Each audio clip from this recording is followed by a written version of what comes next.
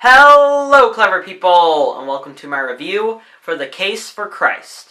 So The Case for Christ is based on a true story. It was a book originally, now they made it into a movie, and it's about this guy who starts examining the story of Jesus Christ, that 3 days after, supposedly he rised from the dead, and it's about him examining exactly what happened, and what happened to these characters and Jesus Christ in that whole story. So it's about him trying to figure that out and making the case for himself if he should believe in Jesus Christ, because after his daughter chokes on a gumball at a restaurant, a bit weird, she is saved by a nurse that says that she felt the need to go to another restaurant, but she went to this one because she felt that God was telling her. And then because of that, the wife starts believing in Jesus Christ, and it's about the father trying to figure out if he should or not based on historical evidence. I was absolutely not excited for this film at all because it is made by what I contend to be probably the worst studio in business right now, Pureflix. Pureflix purely makes Christian propaganda. It makes films that make Christians look beautiful, atheists not look beautiful, and it's about just all this pandering to the Christian crowd. I have not enjoyed a single of their films. I have not found any redeeming qualities. I've only seen one God's Not Dead movie, which was God's Not Dead 2, and I just didn't want any more from there. I do not want to see any more of their films, and I did end up seeing this one because it was actually getting okay reviews, which was surprising. Currently, it has a fresh rating on Rotten Tomatoes, and that made me really intrigued. Why would a Christian film made by Pureflix have a good Rotten Tomatoes score? So I went in not knowing what I would get. I just went in trying to see it as a film and not as what the Christian propaganda I thought it would be. And I got pretty much what I didn't want in this film. The Case for Christ is not the worst movie, which is good because most Christian films are. It is just a bad movie. Something that I absolutely hate in Christian films is trying to make Christians look good. It makes it so that it feels like an unreal story. You can't relate to any of the characters because most people are not hardcore Christians. A lot are conflicted, especially in this day and age. A lot are conflicted, a lot are believing in atheism, and it's very confusing during this time period. And the way that it tries to make Christians look beautiful, that's good for hardcore Christians, but the other confused people just sort of brush the film off and it makes it unrealistic. The Case for Christ, unfortunately, tries at pretty much every moment it can to make the Christians feel good, and by doing this, it makes the protagonist weak, because the protagonist in this film is a very complicated guy. He does not have a lot of good things to him. He was a good person, but this case is just ruining his life, and I really don't like how they made him look like a bad guy, because that villainized the protagonist in your film, which is something you never want to do.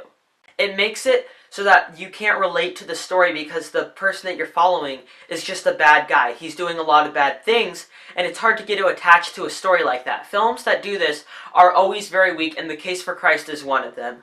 It has a main character that is just a mean guy, and it didn't need to do that. It could have portrayed him as a complicated character, and something I do give the movie credit for is for about the first hour or so of the movie, the characters are complicated. They're not completely one-sided, but as this 2-hour film progresses, it becomes less and less like that, and they start to just become one-sided characters. Another thing that makes this movie feel very unrealistic is how they portray the family. The issue is that they say that the family is purely getting split up among religion. And here's the thing. I know so many families out there that have 2 married people that have different religious beliefs, but the thing is, religion isn't the biggest deal in the world to them so that they can still fall in love. The film opens with these characters seeming like religion honestly isn't the biggest deal in the world. And while it saves their little girl, I don't believe that it would have torn the family apart. They portray it that this family is absolutely not what it used to be simply because of his research for The Case for Christ. That the wife starts resenting him, that they start fighting very loudly, that the children start becoming scared. And I really did not like how they did that. If they made it so that the wife was supporting the man and and just trying to say, okay, I will still love you even if you don't believe in Christ, but I want you to figure out what it is for you. I don't want you to be confused, and I want to try to help you through that. That would have built a stronger relationship among them and stronger characters. Unfortunately, they make it so one-sided to seem that the wife will only love him if he converts to being a Christian. And that really bogs down the film, because it feels unrealistic in practically every single way. Now, for the first, I'd say 30 or 45 minutes of this movie, I actually thought it was going down a fine path. It was probably going to be a 6 out of 10 or below, like between 5 and 6, but still, that is better than what most films or Christian propaganda get. But as the film went on, it became weaker and weaker. And the issue is that in the first part, it feels more like a human story. It feels more like it's focusing on this family, which I liked for a while until it became completely unrealistic. But the issue is that when that happens, it suddenly turns to the facts and all this stuff about the man trying to figure out the case for Christ. And the issue is that that's the most uninteresting part in the movie. They have scenes that go on for quite a while where he's trying to question God, but the issue is they sort of put it in the background, it feels, so that it's more about him looking at it and discovering it. They don't go as in-depth into the facts as I wish they did. They try to do that, but clearly the main focus of the scene is more his inner conflicts. And if they could have combined those two better, I think we would have gotten a better movie. And another issue with the film is that it has many different subplots. The main subplot is his family and also him solving the case. Those are the two main subplots in the movie. At times the family trumps that one, but still. And then the issue is that they have a few other subplots in the movie, but by far the weakest one is the crime subplot. They have it so that there's this completely separate story of this man trying to figure out a crime case. And though it does slightly affect the plot, I really did not like the way it was incorporated. You could have scenes that follow the story of, the wife, talking to the nurse who they met at the diner, or the guy trying to figure out his father, or anything like that. The issue is that they have this separate crime plot that feels unrelated to everything else, and it's just randomly put in there at the worst of moments, and it's just there. It doesn't really do anything else, and then later in the film it kind of comes into play, yet at the same time you feel like they could have completely cut it, and honestly not much would have changed in the story. And I have two more bad things to mention. These can be considered nitpicks, but they did stand out as a big thing to me. There is one scene, like towards the middle or something, where it feels like suddenly the family is okay with him when they just had this big fight and they were really angry. Suddenly the family is okay. I have no clue what they were trying to do. They were trying to show that they still have a family dynamic or whatever. But it's just so randomly put in there that suddenly his family's fine with him. And also, they have another really weird moment. They play the song "Carry On My Wayward Son" at the most random of point. It's a montage of him discovering Christ and learning about the facts and all. And they play the song "Carry On My Wayward Son." I could see why maybe the lyrics by the littlest point reflect to the film, but it completely messed with the tone. That song did not fit there at all, and they put it in there, and it felt so random, and it was honestly the weirdest choice of music that I've heard in a film in a long time.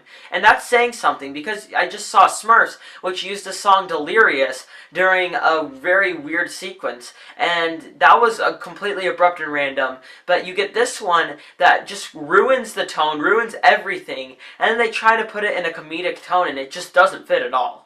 Now, there are goods to A Case for Christ. I believe that the reason that this film is getting okay reviews for most people is because of the acting. In this film, the acting is very strong. That is often a huge issue with Christian films, is that the acting is just cheesy and overdone. In this film, it is not. The acting performances are actually pretty solid from everyone.